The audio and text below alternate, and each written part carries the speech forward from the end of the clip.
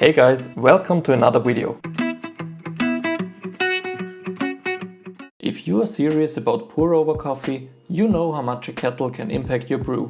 A bad kettle can mean uneven extraction, messy pours and inconsistent temperatures. Today, I'm diving into a kettle that promises precision, speed and great design. Oh, I love it. The Timemore Fish Smart Electric Kettle. But is it worth the price? Let's test its features and most importantly, see how well it pours when making coffee. Right away you can tell this is a premium product. The matte black finish looks sleek and the handle feels sturdy. The first thing I noticed is how compact and lightweight it is. It holds 600 milliliters, which is great for like 2 or 3 cups, but if you brew larger batches, this might not be the best choice for you. One of the key features is the gooseneck spout. It's designed for precision pouring, which is essential for a good pour-over coffee. I'll test how well it pours in a bit, but first, let's take a closer look at the controls. On the back of the base you can find an on-off switch, which you have to turn on in order to be able to use it. The Timemore Smart Kettle is really easy to use as it only has 2 touch buttons. The button on the right is to turn it on. You just have to touch it lightly and it turns on. If you want to turn it off, you have to hold the button for 1 second. Now let's talk about what makes this kettle special. First off, we have precise temperature control. You can set it to the exact degree, which is perfect for different brewing methods. The number on the left shows the current temperature.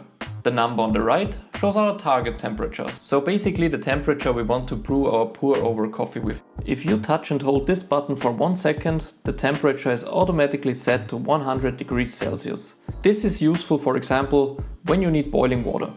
What I think is a really cool feature is that you can just slide your finger on the panel between the plus and minus buttons to adjust the temperature. If you prefer it the traditional way, you can also just click the minus and the plus button. But I think the sliding is really cool, so I prefer to use it this way.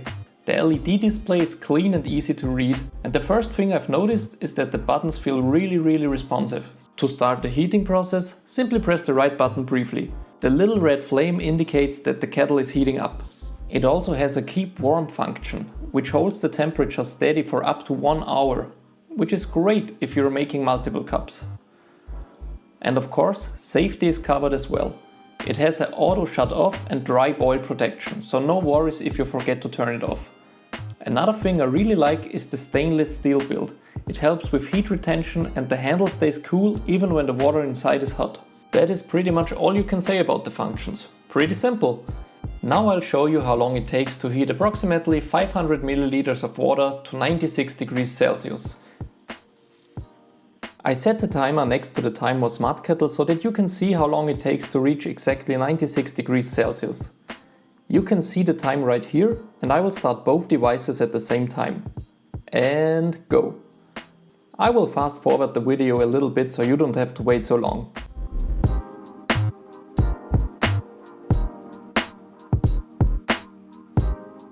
After exactly 3 minutes and 55 seconds, the 96 degrees Celsius were reached, as you could hear from the beeping sound. Now we are finally making a nice pour-over coffee. I use this fantastic light roasted coffee from El Salvador. Oh, and by the way, the scale that I'm using is the Timemore Black Mirror Mini. I've reviewed it in another video, so if you're interested, make sure to check it out. I will use exactly 15 grams of coffee.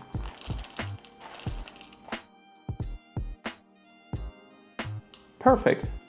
To grind the coffee, I use my DF64 Gen 2 and select grind level 70, which is exactly in the middle of the filter range. Oh, and guys, I am by no means a professional when it comes to pour-over coffee. I've managed to make some really tasty cups of coffee, but I watch many pour-over videos and the number of recipes and techniques is just insane. Before I start, I wet the filter. Now I pour the water out of the cup and then put the ground coffee into the filter. Then I tear my scale and I'm ready to go. I make a really simple recipe.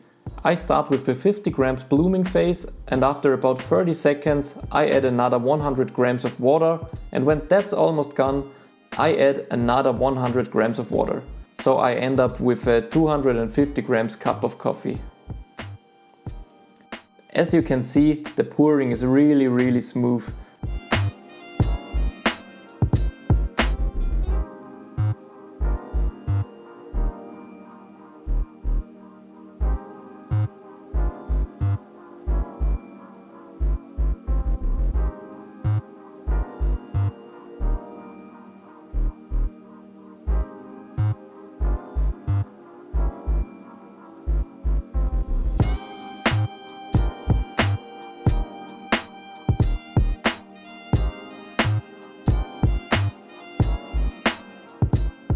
Then I just wait until the coffee has finished brewing. Take a look at this delicious looking cup of coffee.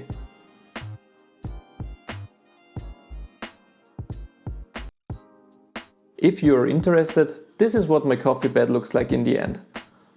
The whole process took about 3 minutes and 30 seconds.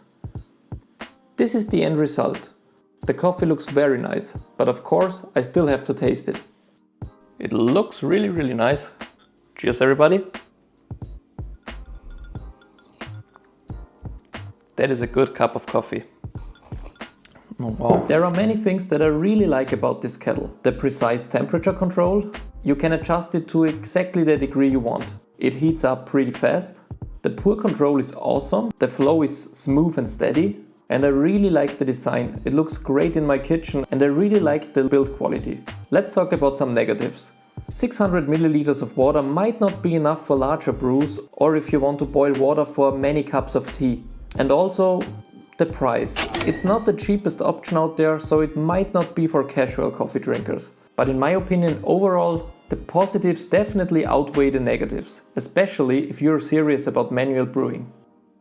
So, is the Timemore Smart Electric Kettle worth it? If you love pour-over coffee and want precise control, fast heating and in my opinion, stylish design, this could definitely be the kettle for you.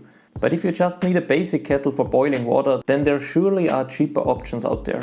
Now I would like to know, would you spend this much on a kettle? Let me know in the comments below. I would also love to hear your thoughts about it. And which kettle do you use at the moment? As always, thanks for watching and I'll see you in the next one.